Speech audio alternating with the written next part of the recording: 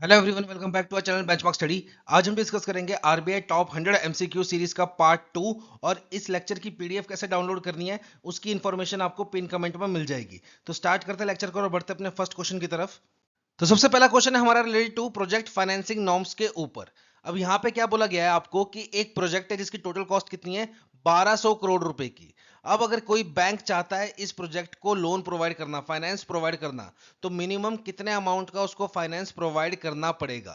तो यहाँ पे राइट आंसर है आपका option number C, 120 crore rupees. अब ये कैसे आया ये समझाता हूं मैं जल्दी से।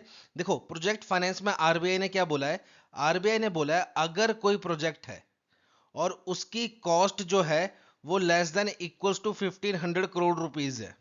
ठीक है, अगर एक प्रोजेक्ट है जिसकी कॉस्ट 1500 करोड़ या उससे कम की है और उस प्रोजेक्ट में दो तीन बैंक मिलके लोन प्रोवाइड करना चाहते हैं, दो तीन बैंक मिलके लोन प्रोवाइड करना चाहते हैं, तो हर बैंक को, हर लैंडिंग इंस्टीट्यूट को मिनिमम 10% का लोन प्रोवाइड करना ही पड़ेगा। उससे कम का लोन नहीं प्रोवाइड कर सकते। अब यहाँ पे जैसे कि 1200 करोड़ रुपए का प्रोजेक्ट था, अब एक बैंक चाहता है कि मैं इस प्रोजेक्ट को लोन प्रोवाइड करूं, तो 1200 करोड़ का 10% निकालो आप, कितना होता है, 120 करोड़। तो जो भी बैंक इस प्रोजेक्ट को लोन प्रोवाइड करना चाहता है उसको एटलीस्ट 120 करोड़ रुपए का लोन तो प्रोवाइड करना ही पड़ेगा। ऐसा नहीं है कि एक बैंक बोले कि मैंने भी इस प्रोजेक्ट को फाइनेंसिंग प्रोवाइड करनी है पर मैं दूंगा सिर्फ 60 करोड़ रुपए, तो वो एलिजिबल नहीं होगा। एटलीस्ट 10% ऑफ प्रोजेक्ट कॉस्ट आपको फाइनेंस प्रोवाइड करना पड़ेगा। तो यहाँ पे राइट आंसर कितना हुआ, 120 करोड़। ठीक है, बढ़ते हैं नेक्स्ट क्वेश्चन की तरफ। नेक्स्ट क्वेश्चन हमारा बेस्ड है again on project financing norms के ऊपर। अब यहां पे क्या बोला है आपको कि एक प्रोजेक्ट है जिसकी टोटल एक्सपोजर कितनी है, 2400 करोड़ रुपीस की। अब इस सिनेरियो में अगर एक बैंक ऐसे प्रोजेक्ट को फाइनेंस करना चाहता है तो उसको मिनिमम कितने अमाउंट का फाइनेंस प्रोवाइड करना पड़ेगा। अब हमने पिछले क्वेश्चन में क्या पढ़ा था, अगर किसी प्रोजेक्ट की वैल्यू, अगर किसी प्रोजेक्ट की value less than equals to 1500 crore rupees है, तो उस सिनेरियो में बैंक को मिनिमम कितना इन्वेस्ट करना पड़ेगा, कितना लोन प्रोवाइड करना पड़ेगा, 10% ऑफ प्रोजेक्ट कॉस्ट। अब यहां पे क्या है, यहां पे सिनेरियो चेंज हो गया। यहां पे प्रोजेक्ट की कॉस्ट जो है वो ग्रेटर देन 1500 करोड़ रुपीस है। अब इस सिनेरियो में बैंक को कितना लैंड करना होता है, इस सिनेरियो में बैंक को लोन प्रोवाइड करना होता है या तो 5% of project cost, 5% of project cost, और 150 करोड़ रुपीस। इन दोनों में से जो भी वैल्यू हायर होगी वो, इन दोनों में से जो भी वैल्यू हायर होगी। अब यहां पे देखो प्रोजेक्ट कॉस्ट कितनी है, 2400 करोड़ रुपीस। अब इसका आप 5% निकाल लो, 10% हुआ 240, 5% 120, 120 करोड़ रुपए हुआ इसका 5% की वैल्यू। और दूसरी वैल्यू कितनी है, 150 करोड़ रुपीस। तो इन दोनों में से हायर कौन सा है, 150। तो अगर कोई बैंक चाहता है इस प्रोजेक्ट में इन्वेस्ट करना, इस प्रोजेक्ट को लोन प्रोवाइड करना, फाइनेंसिंग प्रोवाइड करना, तो उसको मिनिमम कितनी फाइनेंसिंग प्रोवाइड करनी पड़ेगी, 150 करोड़ रुपीस की। तो राइट आंसर क्या होगा आपका यहाँ पे, ऑप्शन नंबर सी। अब यहाँ पे देखो, अगर कोई प्रोजेक्ट होता, उसकी कॉस्ट होती, प्रोजेक्ट कॉस्ट होती, समझ लो आपकी प्रोजेक्ट कॉस्ट है 4000 करोड़ रुपीस की। अब इस सिनेरियो में किसी बैंक को अगर इन्वेस्ट करना है, मिनिमम एक्सपोजर देना है, मिनिमम लोन प्रोवाइड करना है, तो कितने का प्रोवाइड कर सकता है यहाँ पे, तो यहाँ पे 4000 करोड़ का 5% निकालिए आप, कितना होता है, ये हो गया आपका कितना, 10 20, ठीक है, 200 करोड़ रुपए। और दूसरी वैल्यू कितनी है, 150 करोड़। अब इन दोनों में से हायर वैल्यू कौन सी है, 200 करोड़। तो इस सिनेरियो में एक बैंक को मिनिमम कितनी लैंडिंग एक्सपोजर करनी पड़ेगी, कितना फाइनेंस प्रोवाइड करना पड़ेगा, 200 करोड़ का। तो ये चीज याद रखिएगा, 1500 करोड़ या उससे नीचे का है तो मिनिमम कितना होगा, 10%। और 1500 करोड़ से ऊपर का है तो या तो 5% ऑफ प्रोजेक्ट कॉस्ट और 150 crore, whichever value is higher वो एप्लीकेबल हो जाएगी। ठीक है, बढ़ते हैं नेक्स्ट क्वेश्चन की तरफ। नेक्स्ट क्वेश्चन है हमारा बेस्ड ऑन रीपेमेंट टाइम के ऊपर। अब यहां पे क्वेश्चन में क्या पूछा गया आपसे कि एक प्रोजेक्ट है जिसकी इकोनॉमिक लाइफ कितनी है, 20 साल की। इकोनॉमिक लाइफ मतलब वो 20 साल तक प्रॉपर वर्क करेगा। तो एक प्रोजेक्ट है जिसकी इकोनॉमिक लाइफ है 20 साल की। अब ये प्रोजेक्ट बनाने के लिए कंपनी ने क्या लिया था, बैंक से लोन लिया था। अब जाहिर सी बात है, जब कंपनी बैंक से लोन लेगी तो उसको वो लोन का अमाउंट, जिसको हम प्रिंसिपल बोलते हैं, वो तो लौटाना ही पड़ेगा, साथ में इंटरेस्ट भी पे करना पड़ेगा वापस बैंक को। तो यहाँ पे क्वेश्चन में आपको पूछा है कि अगर कोई प्रोजेक्ट के लिए कंपनी लोन लेती है तो उसका मैक्सिमम रीपेमेंट टाइम कितना होगा, मैक्सिमम रीपेमेंट टेन्योर कितने टाइम का होगा, ये चीज आपसे पूछी गई है। और इसमें इंक्लूड किया गया है मॉनिटोरियम पीरियड को भी। मॉनिटोरियम पीरियड क्या होता है, जिस टाइम में आपको कोई ईएमआई नहीं देनी पड़ती, वो होता है एक तरीके का आपका रिलैक्सेशन टाइम। ठीक है, उसके बाद आपकी ईएमआई चालू होती है। तो आरबीआई की गाइडलाइंस क्या बोल रही है, प्रोजेक्ट फाइनेंस के अंदर कोई कंपनी अगर बड़ा प्रोजेक्ट बना रही है और उसके लिए लोन ले रही है बैंक से, तो उसका रीपेमेंट टेन्योर कितने टाइम का होता है, मैक्सिमम होता है उसका 85% of economic life of project. जितने भी लाइफ होगी प्रोजेक्ट की उसका 85% आप निकाल लो, मैक्सिमम टेन्योर उसको इतना मिलता है, मैक्सिमम इतना समय दिया जा सकता है उस कंपनी को लोन रीपे करने के लिए, ये मैक्सिमम है। पर बैंक चाहे तो बैंक अपनी मर्जी से इसको 60% भी रख सकता है, 70% भी रख सकता है, 80% भी रख सकता है, 50% भी रख सकता है, जितना मर्जी चाहे बैंक रख सकता है, वो बैंक की अपनी मर्जी है, ठीक है। पर मैक्सिमम बैंक कितना अलाउ कर सकता है, 85% ऑफ इकोनॉमिक लाइफ। अब यहाँ पे इकोनॉमिक लाइफ कितनी है, 20 साल की। 20 साल का आप 85% निकाल लो आप, 10% दो, एक, ठीक है, 17 साल, ये आ गया आपका 17 ईयर्स। तो यहाँ पे राइट आंसर क्या होगा आपका, ऑप्शन नंबर सी। मतलब अगर एक प्रोजेक्ट के लिए इन्होंने लोन लिया था और उस प्रोजेक्ट की लाइफ थी 20 साल की, तो इनको मैक्सिमम 17 साल का टाइम दिया जाएगा उस लोन को रीपे करने के लिए बैंक को वापस, ठीक है। बढ़ते हैं नेक्स्ट क्वेश्चन की तरफ। तो नेक्स्ट क्वेश्चन है हमारा based on credit enhanced guarantee scheme for schedule caste के लिए। अब यहाँ पे क्वेश्चन पूछा गया है कि इस स्कीम के तहत मैक्सिमम गारंटी कवर कितने अमाउंट का मिलता है और ये स्कीम कितने टेन्योर के लिए एप्लीकेबल है। तो यहाँ पे राइट आंसर है आपका option number B. Maximum guarantee cover मिलता है आपको 5 करोड़ रुपए का और ये स्कीम एप्लीकेबल है 7 साल के लिए। अब यहाँ से आपका स्टैटिक का क्वेश्चन भी बन सकता है, वो क्या, कि ये जो स्कीम लॉन्च की गई है ये कौन सी मिनिस्ट्री के द्वारा लॉन्च की गई है। तो ये लॉन्च की गई है हमारी ministry of social justice and empowerment. और यहां पे एक क्वेश्चन और बन सकता है कि इस स्कीम की नोडल एजेंसी कौन सी है। तो इस स्कीम की नोडल एजेंसी है आईएफसीआई लिमिटेड।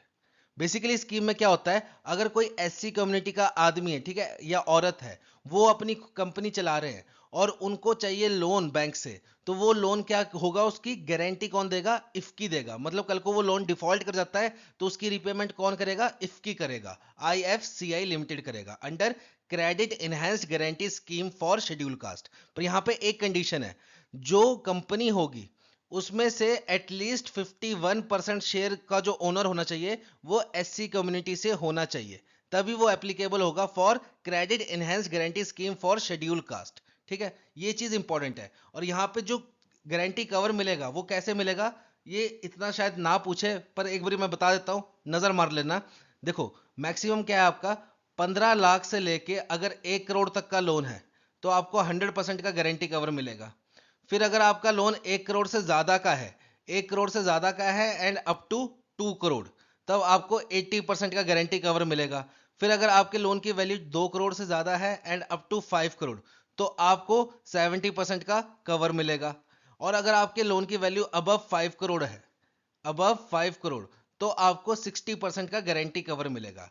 अब यहां पे यही बात मैं समझाना चाहता हूं, देखो अबव 5 करोड़ में आपको 60% का गारंटी कवर मिलेगा। सपोज एक व्यक्ति ने 50 करोड़ का लोन ले रखा है, एससी कम्युनिटी के व्यक्ति है, उनकी कंपनी में ओनरशिप 70% की है और उन्होंने 50 करोड़ का लोन ले रखा है। तो 50 करोड़ का 60% कितना हुआ आपका, 30 करोड़। तो क्या 30 करोड़ का गारंटी कवर मिलेगा, नहीं, मैक्सिमम गारंटी कवर आपको 5 करोड़ तक का ही मिलता है। ये चीज समझिएगा। मतलब अगर कोई 10 करोड़ का लोन ले रहा है तो उसका 60% कितना हुआ, 6 करोड़। तो क्या 6 करोड़ का कवर मिलेगा, नहीं, मैक्सिमम कितने का कवर मिलेगा आपको, 5 करोड़ का। जैसे अगर कोई व्यक्ति है उसने 8 करोड़ का लोन ले रखा है, तो 8 करोड़ का 60% निकाल लो आप, 8 6 48, 4.8 करोड़। तो क्या 4.8 करोड़ का कवर मिलेगा, बिल्कुल मिलेगा। 5 करोड़ से ऊपर मिलेगा आपको कितना, 60% का कवर। पर मैक्सिमम कवरेज कितने का मिलेगा, 5 करोड़। मतलब आपका लोन अगर 5 करोड़ से ऊपर है तो आपको कवरेज कितने का मिलेगा, गारंटी कवर 60% का। पर ये 60% की वैल्यू मैक्सिमम कितनी हो सकती है, ओनली 5 करोड़ रुपीज। ये चीज समझिएगा, ठीक है। बढ़ते हैं नेक्स्ट क्वेश्चन की तरफ। नेक्स्ट क्वेश्चन है हमारा based on electronic trading platform के ऊपर। अब ये ईटीपी होता क्या है, ये एक ऑनलाइन प्लेटफॉर्म है जहां पे आप क्या करते हो, बाय करते हो एंड सेल करते हो गवर्नमेंट सिक्योरिटीज हो गई, या फिर कॉर्पोरेट बॉन्ड्स हो गए, या फिर डेट इंस्ट्रूमेंट्स हो गए, इनको आप बाय एंड सेल करते हो ऑनलाइन प्लेटफॉर्म पे, उसको हम बोलते हैं ईटीपी, इलेक्ट्रॉनिक ट्रेडिंग प्लेटफॉर्म। अब यहाँ पे क्वेश्चन क्या है, अगर कोई एंटिटी, अगर कोई कंपनी चाहती है कि भाई हम काम कर सके as a electronic trading platform, हम एक ईटीपी के ऑपरेटर बन सकें, तो उसके लिए मिनिमम नेटवर्थ क्राइटेरिया कितना है, उस कंपनी को मिनिमम नेटवर्थ कितनी चाहिए। तो यहाँ पे राइट आंसर है आपका ऑप्शन नंबर सी, 5 करोड़ रुपए। या उस कंपनी को चाहिए होंगे एटलीस्ट मिनिमम नेटवर्थ 5 करोड़ की, अगर वो चाहती है ऑपरेटर बनना एक इलेक्ट्रॉनिक ट्रेडिंग प्लेटफॉर्म का। ठीक है, बढ़ते हैं नेक्स्ट क्वेश्चन की तरफ। नेक्स्ट क्वेश्चन है हमारा बेस्ड ऑन कॉल मनी के ऊपर। अब यहां पे क्या बोला है कि आरबीआई ने जो inter bank call money market होता है उसकी टाइमिंग को 2 घंटे से बढ़ा दिया है, 2 आवर से इंक्रीज कर दिया है। और ये कौन सी कमेटी के रिकमेंडेशन पे किया है, ये है आपका क्वेश्चन। तो यहाँ पे राइट आंसर है आपका option number B, Radha Shyam Rathore working group committee थी। ठीक है, जिसके हेड कौन थे, राधा श्याम राठौर जी। उन्होंने रिकमेंडेशन दी कि जो हमारे इंटरबैंक कॉल मनी मार्केट है इसकी टाइमिंग को 2 घंटे से बढ़ा देना चाहिए। अब यहाँ पे आपका एक बैंकिंग अवेयरनेस का क्वेश्चन भी बन सकता है हल्का फुल्का। वो क्या कि एक कॉल मनी, फिर notice money and term money, ये होता क्या है और इसका टाइम पीरियड कितना कितना है। देखो, call money, notice money, term money क्या है, एक मनी मार्केट इंस्ट्रूमेंट है बेसिकली। इसमें क्या होता है, एक बैंक दूसरे बैंक से पैसे उधार लेता है विदाउट प्रोवाइडिंग एनी कोलेट्रल। ठीक है, जैसे कि पीएनबी को पैसे चाहिए थोड़े टाइम के लिए, तो वो क्या करेगा, एसबीआई से पैसे उधार ले लेगा या किसी और बैंक से पैसे उधार ले लेगा, फिर बाद में टाइम के बाद उसको लौटा देगा। अब कॉल मनी में क्या होता है, जब ये साइकिल जो होती है ये एक दिन की होती है, मतलब जो उधार लिया गया है वो सिर्फ एक दिन के लिए लिया गया है, तो उसको बोलते हैं हम कॉल मनी। फिर वहीं अगर उधार जो लिया गया है वो 2 दिन से लेके 14 डेज तक, 14 दिन तक लिया गया है, तो उसको हम बोलते हैं नोटिस मनी। एंड अगर जो उधार लिया गया है वो 15 दिन से लेके 365 दिन के लिए लिया गया है, तो उसको क्या बोलते हैं हम, टर्म मनी। तो ये चीज भी आपकी इंपॉर्टेंट है, इसको याद कर लेना। Call money, notice money, term money. Call money एक दिन के लिए, नोटिस मनी 2 दिन से लेके 14 दिन के लिए, एंड टर्म मनी 15 दिन से लेके 365 दिन के लिए। ठीक है, बढ़ते हैं नेक्स्ट क्वेश्चन की तरफ। नेक्स्ट क्वेश्चन है हमारा बेस्ड ऑन एनबीएफसी एमएफआई के ऊपर। अब यहां पे क्या बोला गया है, एक एनबीएफसी एमएफआई है जिसकी टोटल एसेट्स कितनी है, 500 करोड़ की। अब इस 500 करोड़ में से 20 करोड़ जो है वो इंटेंजिबल एसेट है। इंटेंजिबल एसेट मतलब जिसको आप टच नहीं कर सकते, जैसे इस एनबीएफसी का सॉफ्टवेयर हो गया, वो भी एनबीएफसी का एसेट होता है पर उसको हम टच नहीं कर सकते। एनबीएफसी का ट्रेडमार्क हो गया, वो भी एक एसेट है पर उसको हम टच नहीं कर सकते। तो ये इंटेंजिबल एसेट्स की कीमत कितनी है, 20 करोड़। टोटल एसेट्स की कीमत कितनी है, 500 करोड़।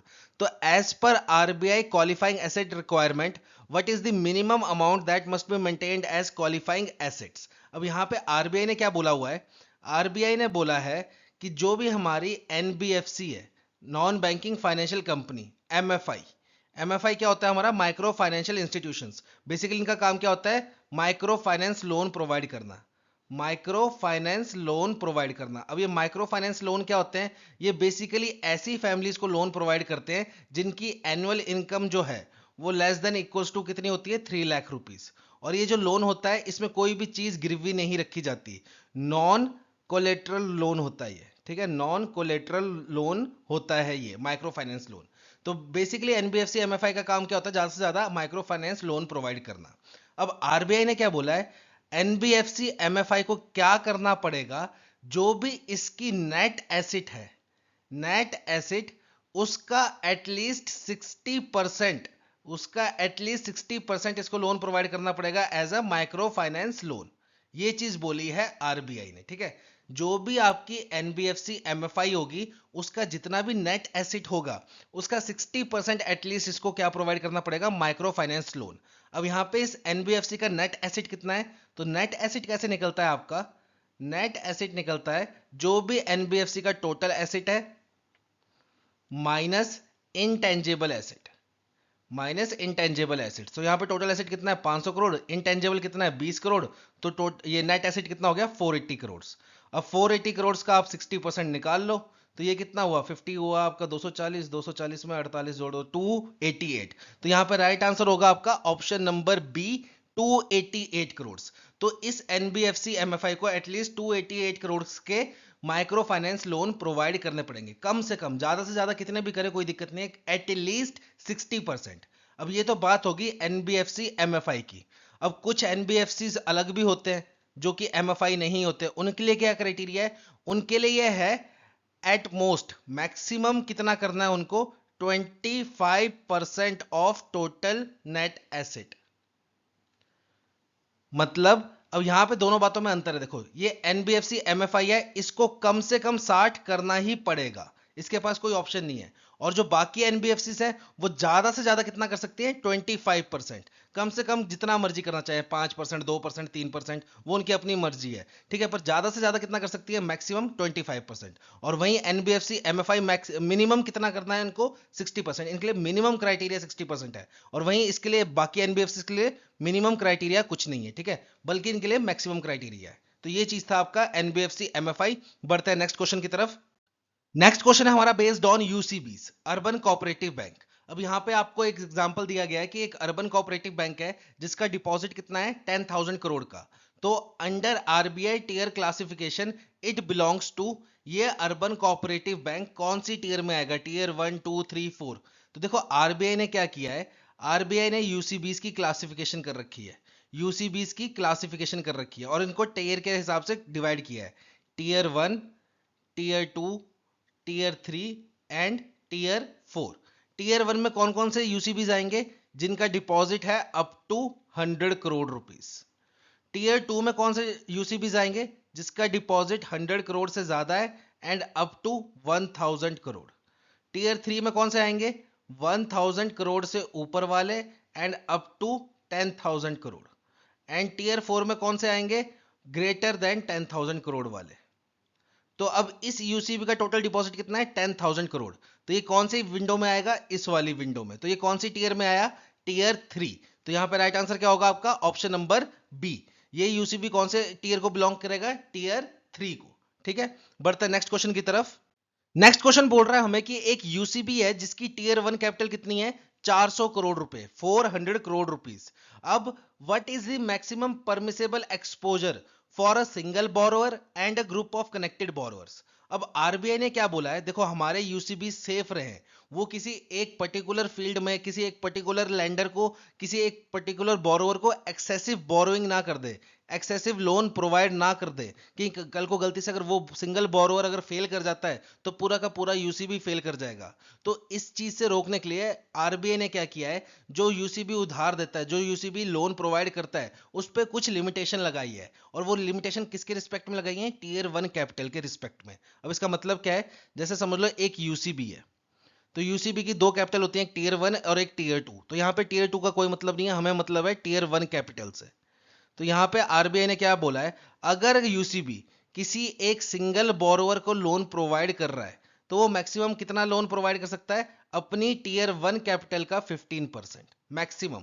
और अगर किसी ग्रुप को लोन प्रोवाइड कर रहा है, किसी ग्रुप को लोन प्रोवाइड कर रहा है तो मैक्सिमम कितना प्रोवाइड कर सकता है, अपनी टीयर 1 कैपिटल का 25%। जैसे सिंगल बोरोवर समझ लो आपका टाटा स्टील हो गया, टाटा स्टील हो गया, ये क्या है, सिंगल बोरोवर। वहीं टाटा ग्रुप जो है वो क्या हो गया, आपका ग्रुप वाला हो गया। जैसे टाटा ग्रुप के अंदर आपकी बहुत सारी कंपनीज आती हैं, टाटा स्टील, टाटा ऑटोमोबाइल्स, फिर टाटा कंज्यूमर एंड प्रोडक्ट्स, फिर टाटा पावर, ऐसे बहुत सारी कंपनियां आती हैं और उसको मिला के क्या बनाया जाता है, एक ग्रुप बनाया जाता है। तो ग्रुप के केस में मैक्सिमम लोन कितना प्रोवाइड कर सकता है कि यूसीबी, अपनी टीयर 1 कैपिटल का 25%, और सिंगल बोरोवर को अपनी टीयर 1 कैपिटल का 15%। तो यहाँ पे टीयर 1 कैपिटल कितनी है, 400 करोड़ रुपए। तो टीयर 1 कैपिटल का 15% कितना होगा, देख लो, 10% 40 और 5% 20, 60 करोड़। और टीयर 2 कैपिटल का, टीयर 1 कैपिटल का 25% कितना होगा, इसका 1/4 यानी कि 100 करोड़। तो यहाँ पे राइट आंसर होगा आपका option number C. Option number C है यहाँ पे राइट आंसर, ठीक है। बढ़ते हैं नेक्स्ट क्वेश्चन की तरफ। नेक्स्ट क्वेश्चन है हमारा बेस्ड ऑन शॉर्टफॉल। अब यहाँ पे क्या है, देखो जो भी हमारे बैंक्स होते हैं, एनबीएफसीज होते हैं, यूसीबीज होते हैं, इनको क्या दिया होता है, टारगेट दिया होता है कि भाई आपकी जितनी भी एसेट्स होंगी उसमें से आपको कुछ परसेंट जो है वो प्रायोरिटी सेक्टर लैंडिंग में आपको पैसे उधार देने पड़ेंगे। लोन जो है आपको, कुछ लोन आपको प्रायोरिटी सेक्टर लैंडिंग में करने ही पड़ेंगे। और हर चीज का, जैसे बैंक्स का अलग क्राइटेरिया है, स्मॉल फाइनेंस बैंक का अलग क्राइटेरिया है, यूसीबी का अलग क्राइटेरिया है। तो इनको एक टारगेट दिए गए होते हैं, और बाय चांस ये टारगेट से चूक जाएं, टारगेट से कम करें प्रायोरिटी सेक्टर लैंडिंग में लोन, तो उस शॉर्टेज को क्या बोलते हैं हम, शॉर्टफॉल। जैसे समझ लो एक यूसीबी को बोला है, वैसे तो होता है यूसीबी का 60% का क्राइटेरिया, इनको 60% लोन किस में करने पड़ते हैं, प्रायोरिटी सेक्टर लैंडिंग में। तो समझ लो एक यूसीबी ने सिर्फ 50% लोन ही किए प्रायोरिटी सेक्टर लैंडिंग में, तो ये 10% से रह गया, तो ये 10% को क्या बोलते हैं हम, शॉर्टफॉल।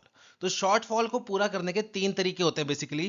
पहला, जितने अमाउंट का आपका शॉर्टफॉल है उतना पैसा आप किसी फंड में डाल दीजिए, एलिजिबल फंड, ठीक है, जैसे नाबार्ड मेंटेन करके रखता है, नेशनल हाउसिंग बैंक मेंटेन करके रखता है, सिडबी मेंटेन करके रखता है।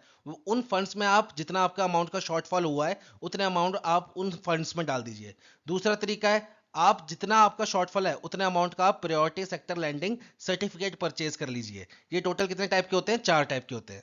और तीसरा, आप को लैंडिंग कर लीजिए, मतलब किसी और के साथ मिलकर पैसा उधार दे दीजिए। आप जितना आपका शॉर्टफॉल है किसी और पार्टी के साथ आप मिलिए, टाई अप कीजिए और उनके थ्रू आप पैसा उधार दे दीजिए जितना आपका शॉर्टफॉल है। बेसिकली 3 टाइप के आपके मेथड्स होते हैं। अब यहाँ पे क्वेश्चन क्या पूछा गया है कि एक यूसीबी है जिसने अपना शॉर्टफॉल 200 करोड़ का कैसे पूरा किया? वो 200 करोड़ रुपया उन्होंने एलिजिबल फंड में डाल दिया।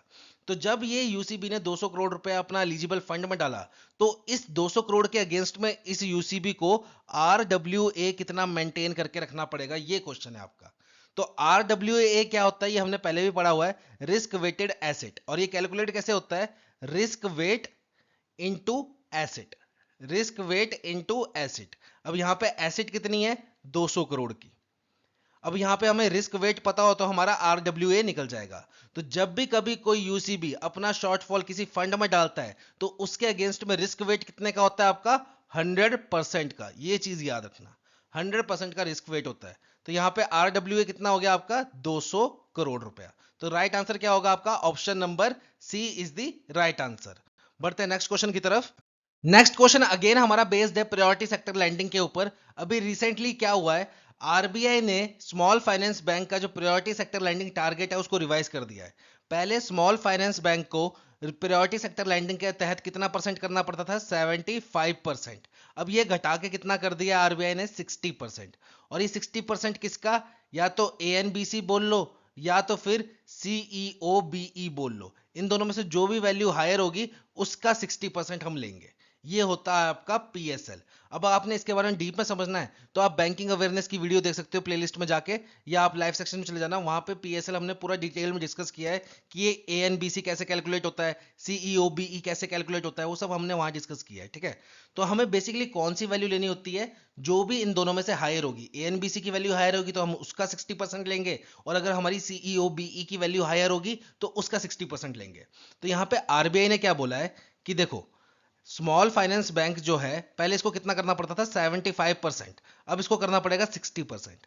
अब 60% में भी आरबीआई ने क्या बोला है? 60 में से भी 40% आपने क्या करना है? जैसे शेड्यूल कमर्शियल बैंक्स को टारगेट मिले होते हैं फिक्स्ड, वैसे आपने 40% टारगेट पूरे करने हैं। और रिमेनिंग 20% जो है वो आप किसी एक फील्ड में कर दो। पीएसएल में टोटल आपकी 8 फील्ड्स होती हैं, टोटल 8 फील्ड्स होती हैं, उनमें से कोई भी एक पकड़ो और उसमें बाकी का 20% आप चिपका सकते हो, कोई दिक्कत नहीं है। पर बाकी जो 40% है वो आपको पूरा का पूरा पीएसएल टारगेट्स के तहत करना पड़ेगा कि वीकर सेक्शन को इतना, एग्रीकल्चर में इतना, माइक्रो इंटरप्राइजेस को इतना, वो आपको 40% उस टारगेट के हिसाब से करना पड़ेगा। रिमेनिंग 20% आप किसी भी एक फील्ड को पकड़ के कर सकते हो। तो यही क्वेश्चन में आपसे पूछा गया है कि जो हमारा एक स्मॉल फाइनेंस बैंक है इसका एएनबीसी है 8000 करोड़ और इसका सीईओ बीई है 9000 करोड़। अब एज पर पीएसएल नॉर्म्स इस स्मॉल फाइनेंस बैंक को पीएसएल के सब सेक्टर्स में कितना एलोकेट करना है, और फ्लेक्सिबल के अकॉर्डिंग ये अपने एडवांटेज के अकॉर्डिंग एक सेक्शन में कितना एलोकेट कर सकता है। तो यहाँ पे देखिए पीएसएल टारगेट आपको अगर निकालना है, पीएसएल टारगेट निकालना है तो सबसे पहले तो आपने देखना है एएनबीसी बड़ा है कि सीईओ बीई बड़ा है। तो यहाँ पे बड़ी वैल्यू किसकी है? सीईओ बीई की। तो हम यहाँ पे 60% किसका लेंगे? सीईओ बीई का।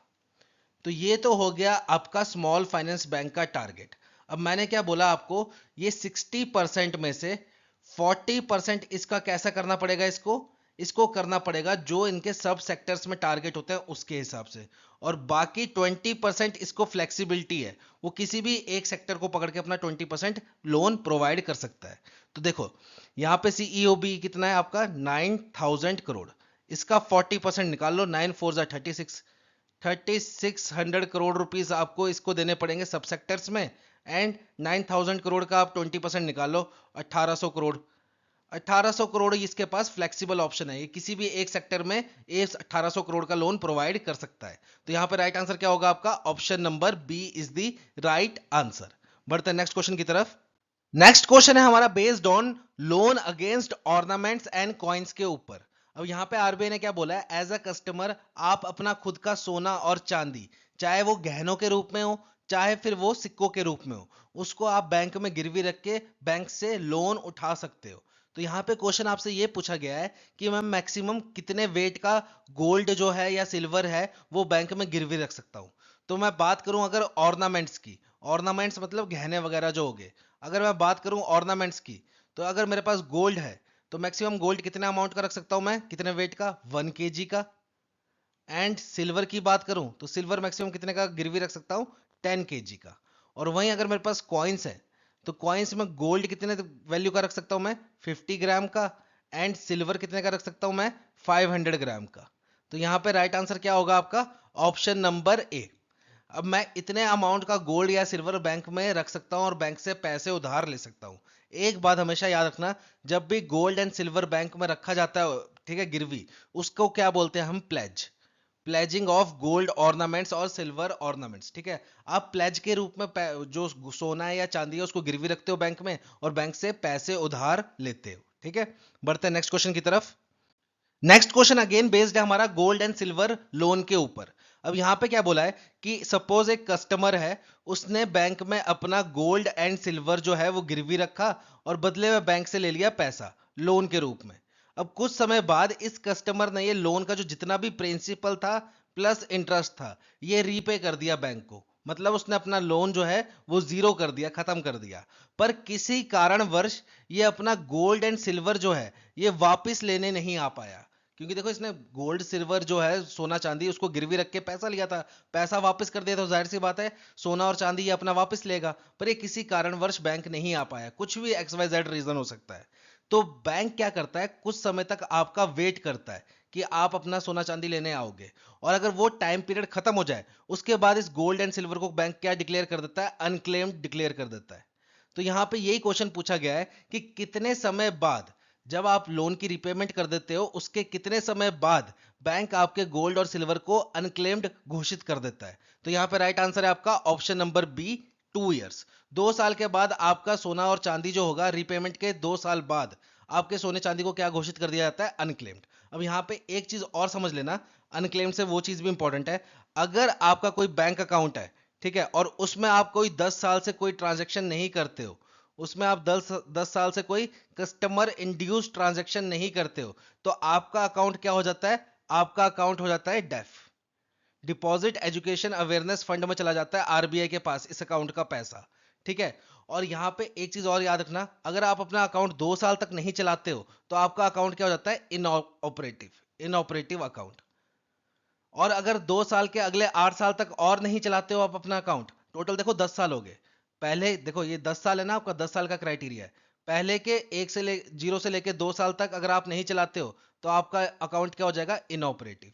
और इनऑपरेटिव के आगे 8 साल और नहीं चलाते हो तो टोटल टाइमलाइन कितनी हुई, 10 साल की। 10 साल तक अगर अपना अकाउंट नहीं चलाते हो तो वो क्या हो जाता है, आपका अकाउंट का पैसा चला जाता है डेफ में। ये चीज इंपॉर्टेंट है, deposit awareness, deposit education awareness fund. और इसके लिए आरबीआई ने एक पोर्टल भी बनाया है जिसका नाम क्या है आपका, उद्गम पोर्टल। ये पोर्टल भी इंपॉर्टेंट है, उद्गम पोर्टल की फुल फॉर्म भी इंपॉर्टेंट है, वो क्या है आपका, unclaim deposit gateway to access information. तो उद्गम की इंपॉर्टेंट फुल फॉर्म भी इंपॉर्टेंट है, ठीक है। बढ़ते हैं नेक्स्ट क्वेश्चन की तरफ। नेक्स्ट क्वेश्चन है हमारा कि एक बोरोअर ने अप्लाई किया है फॉर कंजप्शन लोन, और उसने कितना अमाउंट का लोन अप्लाई किया है, ₹4 मतलब वो गिरवी क्या रख रहा है, 2 लाख का सोना या चांदी। ये आपका गोल्ड एंड सिल्वर के लिए एप्लीकेबल है, ये क्वेश्चन आपका एप्लीकेबल है गोल्ड एंड सिल्वर। अगर कोई व्यक्ति 2 लाख का गोल्ड और सिल्वर गिरवी रख रहा है तो उसको मैक्सिमम कितने अमाउंट का लोन सैंक्शन किया जाएगा। तो इसके लिए क्या होता है, आपका एक एलटीवी रेशो होता है, LTV ratio, loan to value. इसकी वैल्यू कैसे निकलती है आपकी एलटीवी रेशो की, कि आपको लोन सैंक्शन कितने का होगा, sanction upon security value, security value into 100। अब यहां पे देखो बंदा क्या कर रहा है, 2 लाख का सोना गिरवी रख रहा है, यानी कि सिक्योरिटी वैल्यू क्या हुई आपकी, ₹2 लाख। तो यहां पे अगर आपको एलटीवी रेशो पता हो तो आप लोन सैंक्शन कितने का होगा ये आप निकाल सकते हो। तो यहां पे आरबीआई ने गाइडलाइन दे रखी है कि अगर कोई गोल्ड एंड सिल्वर गिरवी रख रहा है तो उसके लिए एलटीवी रेशो क्या क्या होगी। अगर उसका अमाउंट जो है वो less than equals to 2.5 lakh है तो उस सिनेरियो में एलटीवी रेशो होगी आपकी 85% की। वहीं अगर उसका अमाउंट जो है वो greater than 2.5 lakh and up to 5 lakh है तो उस सिनेरियो में आपकी एलटीवी रेशो होगी 80% की। और वहीं अगर उसका अमाउंट ग्रेटर देन 5 लाख है तो उस सिनेरियो में एलटीवी रेशो होगी आपकी 75% की। अब यहाँ पे देखो हमारे पास एलटीवी रेशो देखो हमारा जो सिक्योरिटी वैल्यू है वो कितनी है 2 लाख रुपीज। तो यानी कि ये कौन सी कैटेगरी में आएगा आपका कैटेगरी 1 में। तो एलटीवी रेशो कितनी होगी आपकी 85। तो 85% equals to loan sanction upon 2 lakh into 100। तो यहां से आपको लोन सैंक्शन की वैल्यू आ जाएगी। तो 2 लाख का 85% कितना होता है आपका 170। तो यहां पे राइट आंसर क्या होगा आपका 1,70,000 का लोन इसको सैंक्शन हो जाएगा मैक्सिमम। इससे कम बैंक कर सकता है, इससे ज्यादा बैंक नहीं कर सकता। बाकी बैंक अंदर अपने नॉर्म्स भी लगा सकता है कि हम इसको थोड़ा सा ये 21 कैरेट वाला है तो इसको इतनी प्योरिटी के हिसाब से इतना लोन देंगे। ठीक है, तो मतलब बैंक चाहे तो वो 85% से कम कर सकता है पर 85% से ज्यादा नहीं कर सकता। ठीक है, तो मैक्सिमम कितना एलिजिबल होगा ये 85%। और 2 लाख का 85% कितना होता है 170। तो इसको मैक्सिमम लोन कितने का मिल जाएगा 1,70,000 का। ठीक है, बढ़ते हैं नेक्स्ट क्वेश्चन की तरफ। नेक्स्ट क्वेश्चन है हमारा कि एक कंपनी जो है वो मैक्सिमम कितने डायमंड डॉलर अकाउंट्स खुलवा सकती है। अब यहाँ पे डायमंड डॉलर अकाउंट्स क्या होता है, बेसिकली ये अकाउंट मेंटेन किया जाते हैं आपके फॉरेन करेंसी में। और ये कौन सी कंपनीज खुलवाती हैं जो कि डील करती हैं आपके डायमंड्स में और प्रीशियस स्टोन्स में, और जो इनका एक्सपोर्ट करती हैं। अब जब ये एक्सपोर्ट करेंगी तो इनको जो पेमेंट आएगी वो बाहर से आएगी, फॉरेन से आएगी, फॉरेन करेंसी में आएगी। इसलिए इनको कौन सा अकाउंट चाहिए होता है, एक फॉरेन करेंसी का अकाउंट चाहिए होता है। और ये डील कर रहे होते हैं डायमंड में एंड प्रीशियस स्टोन्स में, तो इसलिए इनको कौन सा अकाउंट अवेलेबल कराया गया है डायमंड डॉलर अकाउंट। अब इसका क्राइटेरिया क्या होता है, अगर समझ लो मेरी कंपनी है और मैं चाहता हूं मैं अपना डायमंड डॉलर अकाउंट खुलवाऊं तो अपनी कंपनी के नाम पे, तो मेरे लिए क्या क्राइटेरिया है, मेरी कंपनी को चले हुए लगभग 3 साल हो गए होने चाहिए। ठीक है, 3 इयर्स की एग्जिस्टेंस होनी चाहिए मेरी कंपनी की। और मेरा एनुअल टर्नओवर 3 करोड़ होना चाहिए, तब जाके मैं एलिजिबल होऊंगा फॉर डायमंड डॉलर अकाउंट। और मैं अपनी कंपनी के नाम पे मैक्सिमम कितने डायमंड डॉलर अकाउंट खुलवा सकता हूं, तो यहां पे राइट आंसर होगा आपका ऑप्शन नंबर डी 5। मैं अपनी कंपनी के नाम पे मैक्सिमम 5 डायमंड डॉलर अकाउंट्स खुलवा सकता हूं। ठीक है, बढ़ते हैं नेक्स्ट क्वेश्चन की तरफ। नेक्स्ट क्वेश्चन है हमारा बेस्ड ऑन एसआरओ। एसआरओ क्या होता है, हमारा सेल्फ रेगुलेटरी ऑर्गेनाइजेशन। अब आरबीआई क्या है, हर सेक्टर में हर फील्ड में एक सेल्फ रेगुलेटरी ऑर्गेनाइजेशन को एस्टेब्लिश कर रहा है ताकि उस पूरी फील्ड की जानकारी इंफॉर्मेशन वगैरह सब कुछ मेंटेन वो सेल्फ रेगुलेटरी ऑर्गेनाइजेशन करे। तो यहां पे क्या है, आरबीआई ने एसआरओ बनाया है इन फाइनेंशियल मार्केट, किसको, फिम्डा को।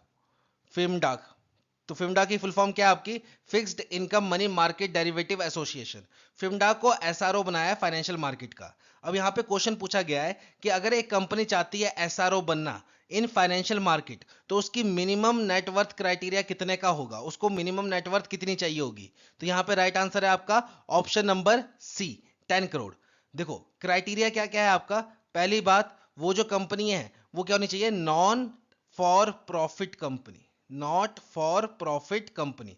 दूसरा, उसकी मिनिमम नेटवर्थ कितनी होनी चाहिए 10 करोड़ की। और तीसरा, उसमें जितने भी शेयर होल्डर्स होंगे किसी भी शेयर होल्डर के पास 10% से ज्यादा का हिस्सा नहीं होना चाहिए। ठीक है, तो ये है आपका एसआरओ इन फाइनेंशियल मार्केट। बढ़ते हैं नेक्स्ट क्वेश्चन की तरफ।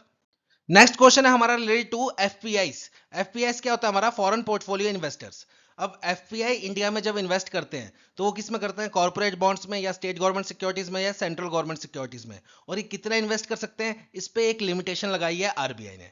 तो यहाँ पे क्वेश्चन बोला गया है कि इनकी लिमिटेशन के अकॉर्डिंग इनको असेंडिंग ऑर्डर में अरेंज कीजिए। मतलब सबसे पहले कौन सा आएगा जिसमें सबसे कम इन्वेस्टमेंट कर सकता है, फिर उससे ज्यादा, फिर सबसे ज्यादा। तो यहाँ पे अगर आपको इसकी इन्वेस्टमेंट लिमिट का पता होगा तो आप इसको आराम से अरेंज कर लोगे। तो यहाँ पे देखो नंबर 1 पे कौन सा दिया गया है आपको, कॉर्पोरेट बॉन्ड।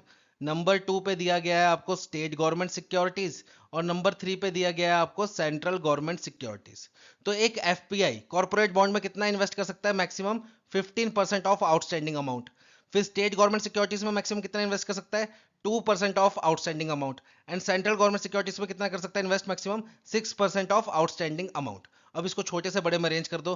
तो सबसे पहले कौन सा आएगा, 2 नंबर। फिर इससे बड़ा आएगा आपका 3 नंबर। और सबसे बड़ा आएगा आपका 1 नंबर। तो यहाँ पे राइट आंसर कौन सा होगा आपका, ये option number A. Option number A is the right answer. तो स्टेट गवर्नमेंट सिक्योरिटीज में कितना इन्वेस्ट कर सकता है एफपीआई, 2%। सेंट्रल गवर्नमेंट सिक्योरिटीज में 6%। एंड कॉर्पोरेट बॉन्ड्स में कितना कर सकता है 15%। बढ़ते हैं नेक्स्ट क्वेश्चन की तरफ। नेक्स्ट क्वेश्चन हमारा अगेन बेस्ड है फॉर एसआरओ। एसआरओ क्या था, हमने अभी डिस्कस किया था, सेल्फ रेगुलेटरी ऑर्गेनाइजेशन। अब यहाँ पे क्या है, फील्ड अलग है। अगर कोई कंपनी चाहती है वो एसआरओ बने in field of account aggregators, account aggregators की फील्ड में कोई कंपनी अपने आप को एसआरओ बनाना चाहती है, तो उसको मिनिमम नेटवर्थ कितने की चाहिए होगी, within 1 year of recognisation. तो यहाँ पे है राइट आंसर आपका ऑप्शन नंबर बी, 2 करोड़। अब यहाँ पे फर्क देखना, जो हमने पढ़ा एसआरओ इन फाइनेंशियल मार्केट जिसमें फिम्डा बनाए, ठीक है, and SRO in AA account aggregator, दोनों में अंतर सिर्फ नेटवर्थ का है। इसमें नेटवर्थ कितनी चाहिए थी, 10 करोड़, इसमें नेटवर्थ कितनी चाहिए, 2 करोड़। बाकी सारी कंडीशन सेम है कि कंपनीज क्या होनी चाहिए, नॉट फॉर प्रॉफिट होनी चाहिए, और दूसरा इसमें एक पर्टिकुलर इंसान के पास, ठीक है, किसी एक पर्टिकुलर बंदे के पास 10% से ज्यादा हिस्सा नहीं होना चाहिए, 10% से ज्यादा हिस्सा नहीं होना चाहिए। ये दोनों कंडीशन दोनों में सेम है, फाइनेंशियल मार्केट के एसआरओ में भी, अकाउंट एग्रीगेटर के एसआरओ में भी। बस डिफरेंस क्या है कि अकाउंट एग्रीगेटर का एसआरओ के लिए नेटवर्थ चाहिए 2 करोड़, एंड फाइनेंशियल मार्केट के एसआरओ के लिए नेटवर्थ चाहिए 10 करोड़। ठीक है, तो ये था आपका आरबीआई टॉप 100 एमसीक्यू सीरीज का पार्ट 4। बहुत जल्द मिलेंगे आपको नई वीडियो के साथ। Till then have a nice day.